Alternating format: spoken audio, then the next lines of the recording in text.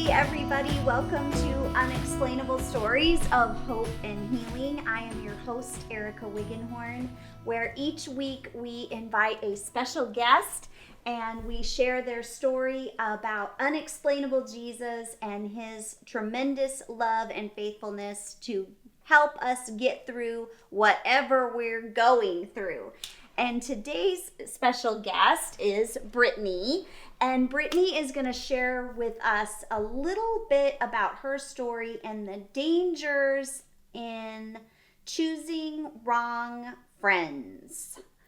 Yes. So Brittany, you found yourself in a situation where you chose some not good friends. Mm-hmm. Tell us how that unraveled. Yes. Well, growing up, just to give a little background, growing up, my family would always move like once a year. So I would always be changing schools. And so making friendships wasn't something that came easy to me. And at each school, they had their own set of friends. And I just didn't really know where I fit in.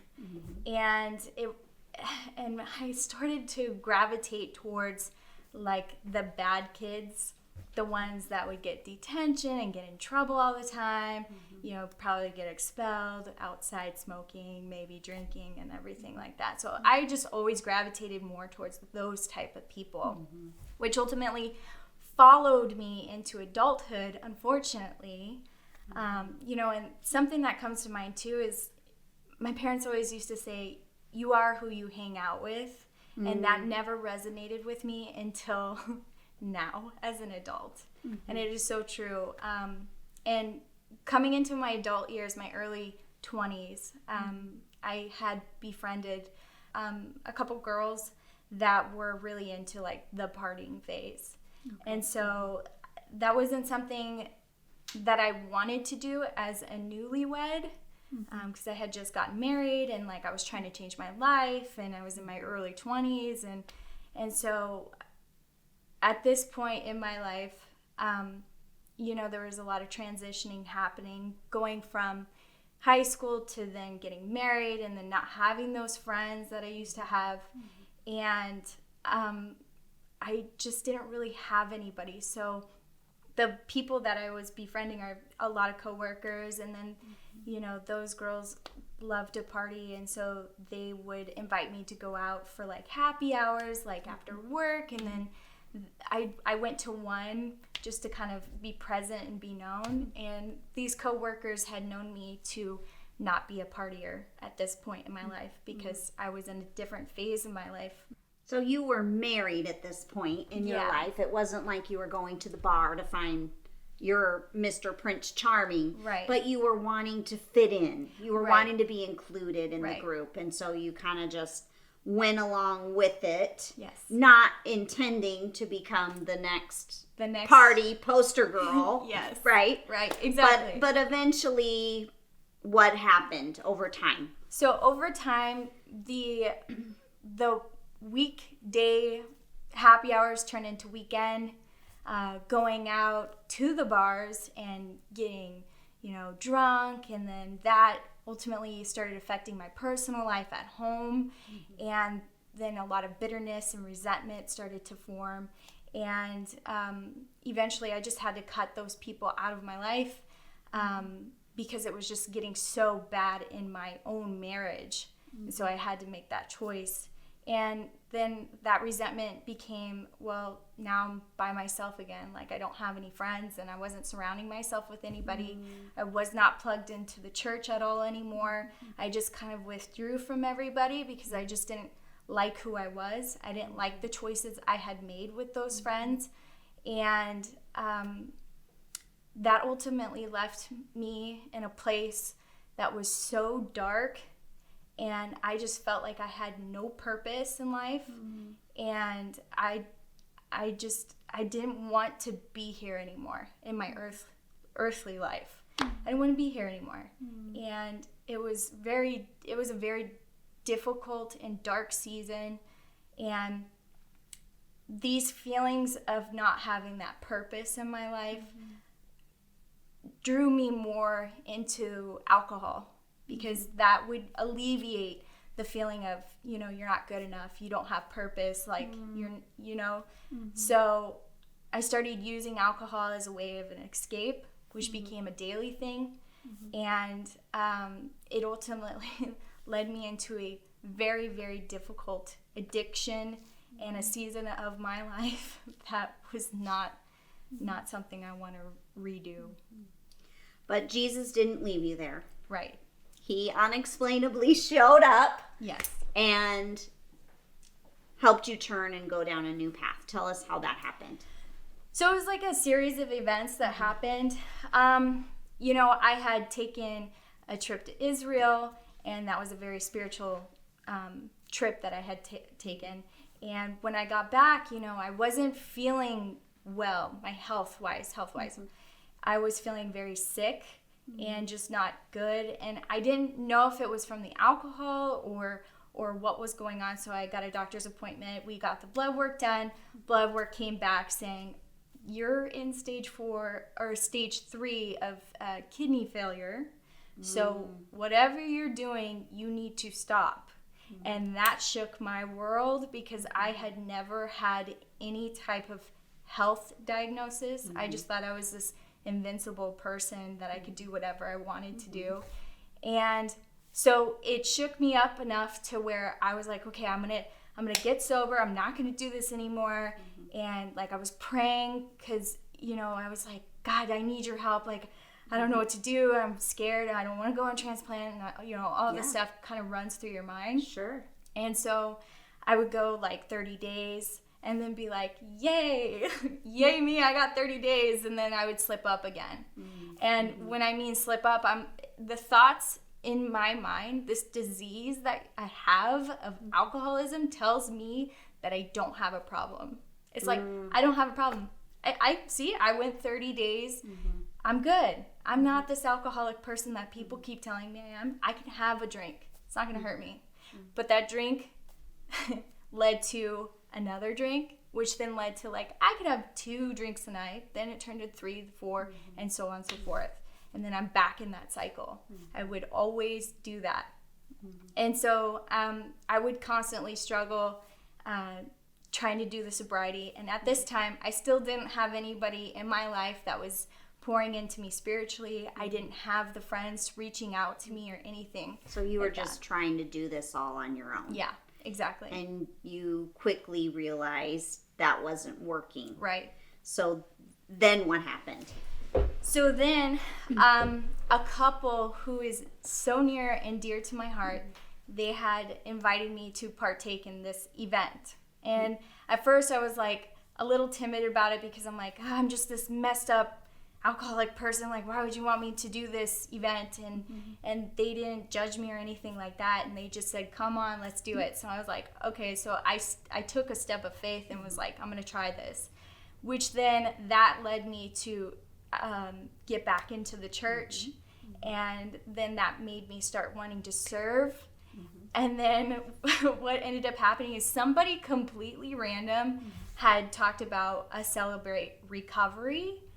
And I had gone to AA before, but I've never been to a Celebrate Recovery. And so I was like, I wonder what this is all about. So I was very afraid to go to a Celebrate Recovery because it's not my territory. Like, it's this new foreign, place.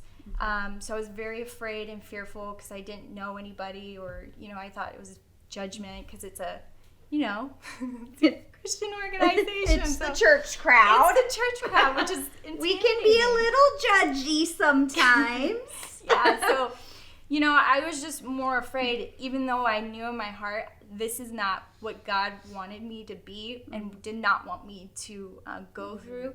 I felt like he was pushing me to go to the Celebrate Recovery. And so I went to my first meeting, and I walked in those doors, and I kid you not, everybody there is so nice and like very welcoming. It's the presence of the people is just so warm. It's like a hug, you know? And so it wasn't at all what you expected. Definitely not. And how has God used Celebrate Recovery in your life?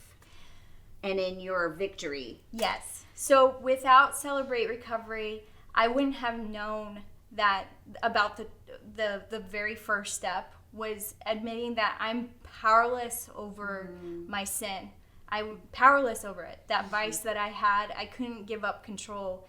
And it says that, that I'm powerless over my sin and that I needed Jesus to be my savior and to strengthen me and to help me through this difficult season of my life. So that was a huge part, is understanding that first step. So it really broke that lie that you had kept telling yourself, like, I'm fine, I've got this, I can do this for 30 days, I don't have a problem. Yeah. It really caused you to kind of stop in your tracks and go, oh, wait, I do have a problem. In fact, the whole wide world has a problem. We all need Jesus to come and rescue us from ourselves and from our sin. So it was a real turning point for you. Yeah, it was a completely different, and I honestly do believe that really spoke to my spirit. And had I not got that communication in the sense of like, wow, I really can't do this on my own. Like, I really need Jesus's help through this. Otherwise I'm going to be stuck in this hamster wheel for forever, just doing the cycle over and over again. And Jesus had promised. There's promises in the Bible that talks about how he wants to give us an abundant life and joyful life. Yeah. And I always believed that I didn't have purpose, and I was living a dark and just depressed life that I didn't believe in. There's any joy in this life. Like, why should I be here, kind of thing. So that was a huge part of what Celebrate Recovery has done. And the women there, my girls, they are my family. Yeah. They pulled me in. They check in on me. Like, I've got sponsors, and they invite me out to do hiking. And they're not just here to do like the church thing, like, how are you? Great. How are you? Great. Like, they are concerned for you, and they really do invest their lives into your life. And it does become this family unit. And the friendship is just so different, because we all have Jesus as our center, and it's just something we all had in common. So So for somebody out there, maybe they are in a situation where they're in a friend group and they're seeing some red flags. They're kind of, maybe when they're hanging out with their friends, are doing things that they're like, I don't know if this is really what I should be doing. What hope or encouragement would you offer them? So first off, I just want to say, for the person out there that is struggling with either a friendship or with an addiction issue, you're not alone. And I understand what it feels like to be stuck in that cycle, just so badly wanting to be out of it because it just doesn't feel good. And also having those friendships that are not healthy for you. And I just encourage you, first and foremost, ask for Jesus's help.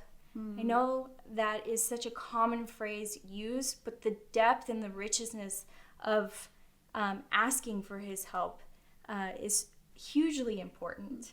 And the second thing I would probably say is pray and ask for his direction. I would even go as far as to say is find a Celebrate Recovery group, because you will be missing out if you don't go to one. And I'm being serious, coming from a person that's more kind of introverted and doesn't like to meet a lot of new people. It's been a huge pivot to me. So I would suggest find yourself a group.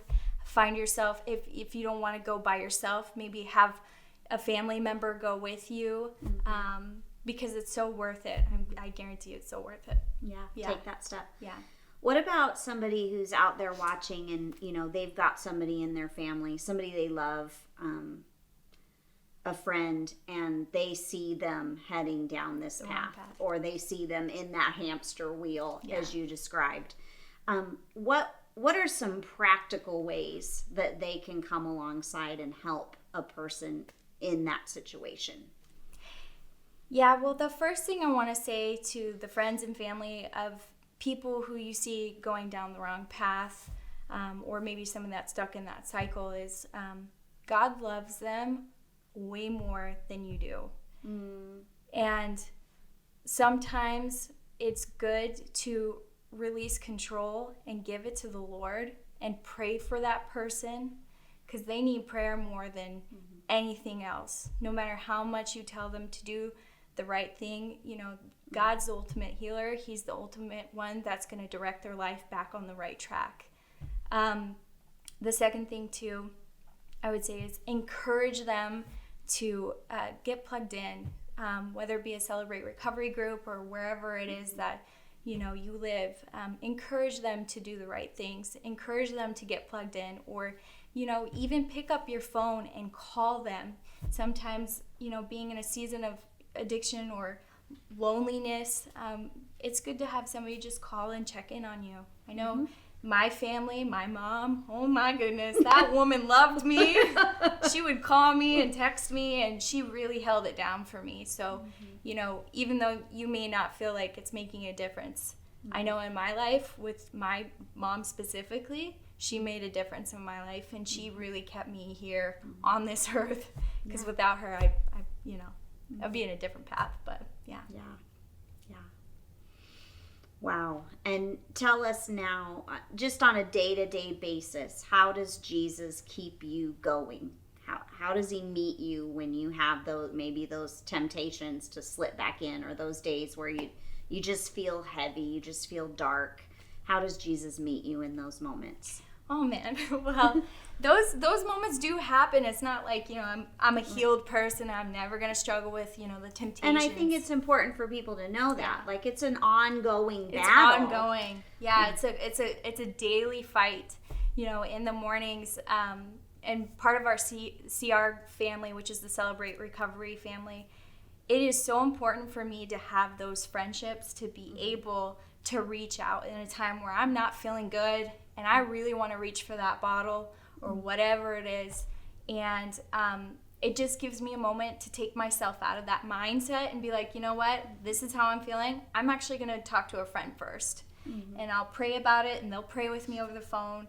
And, if I still can't shake it loose, I'll go and exercise. And that has been a huge role in my sobriety. Is exercising really does do a huge difference too. So that's so most of the time you would say Jesus meets you through other people. Just to encourage you to stay on the right path. And fellowship is something that Jesus was doing with his disciples. And living in community and being part of the body and serving one another. It's so difficult to get out of this constant cycle if you're isolated and you have nobody, or if you just don't want to talk to anybody. You'll stay in that cycle. You just have to reach out and talk to someone. Yeah. I've heard it said that when our enemy can isolate us, that's when he can most greatly influence us. And so when you take that step of surrounding yourself with your Celebrate Recovery family, then you're not isolated anymore. And suddenly those subtle whispers of the enemy can be silenced by the truth of the people that you're around. Well, gosh, Brittany, I just really want to applaud you for just being faithful in this fight for sobriety and for being courageous enough and brave enough to share your story, because there are people out there that are really struggling and they just don't know what to do. They don't know where to turn. So if that's you, we really want to encourage you to find a Celebrate Recovery group. They're literally worldwide, right? Worldwide. So find one, get involved, go check them out. Don't try to fight this battle alone, because it's not meant to be fought alone. And there is victory in Jesus, but just like Brittany reminded us today, oftentimes that victory in Jesus comes through other people. So get involved, find somebody to help you fight this battle. And you're not alone. There are people out there who want to see your victory as much as you want to see your victory. Exactly. So, Brittany, thank you so much. Friend, we want to thank you so much for being with us here on Unexplainable Stories of Hope and Healing, and we sure hope that you were encouraged today by Brittany's story. If you were, please like, comment, subscribe. If you would like to know more about Unexplainable Jesus that Brittany has talked about today, you certainly can find out more about him on our website at ericawiggenhorn.com. And if you know someone who is struggling with addiction or just not on a good path, we certainly would encourage you to share this video with them as well. And most of all, what we want to remind you is that while life often will throw us the unexpected, unexplainable Jesus is always more than enough. We'll see you soon. God bless.